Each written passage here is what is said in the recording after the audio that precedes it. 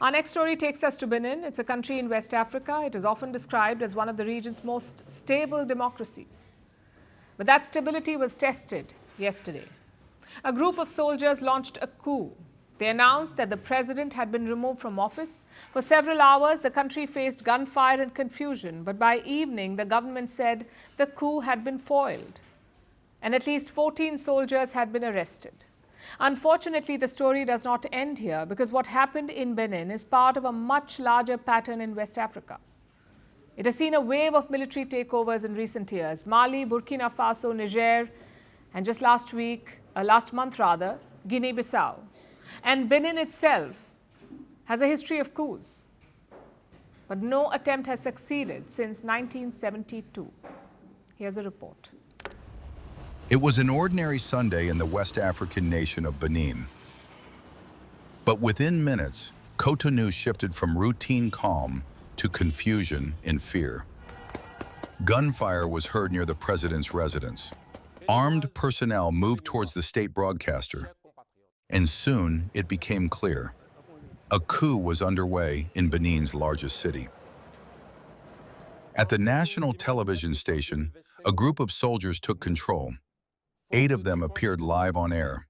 They called themselves the Military Committee for Refoundation, and they announced that President Patrice Talon is removed from office. Béninoises et Béninois.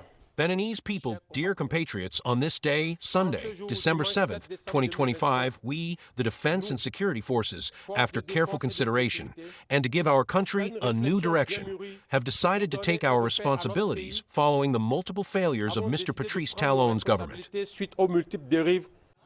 Patrice Talon is a former businessman who came to power in 2016. Under him, Benin has reportedly seen steady economic growth. But he has also faced accusations of authoritarianism.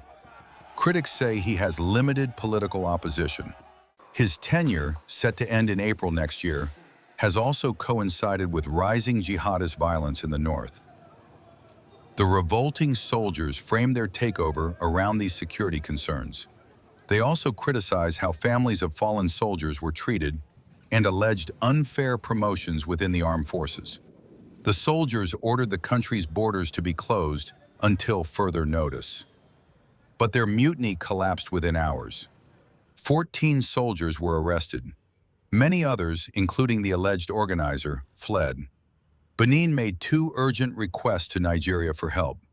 Nigerian fighter jets entered Benin's airspace, targeting locations where the mutineers had regrouped. Nigerian troops also crossed the border on Benin's request. By evening, President Talon appeared on state television to reassure the country the crisis was over. I would like to reassure you that the situation is completely under control and invite you, therefore, to go about your business calmly from this evening onwards. Security and public order will be maintained throughout the national territory to guarantee freedom of movement for everyone. Benin has faced repeated coup attempts after independence from France in 1960, but not a single one has succeeded since 1972. Locals describe the shock of hearing gunfire for the first time in decades. I can already tell you, it was total fear, absolute fear, because it's the first time we've ever experienced something like this in real time. The incident comes as West Africa faces a wave of coups in recent years. Mali saw 2 coups in 2020 and 2021. Burkina Faso had 2 in 2022. Niger's government was toppled in 2023. Guinea experienced its own military takeover, and Guinea-Bissau saw its president removed last month after a disputed election.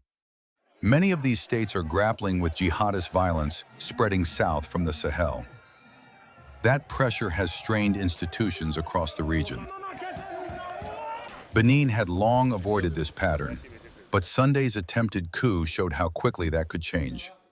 For now, Benin says order has been restored. But has the threat truly passed?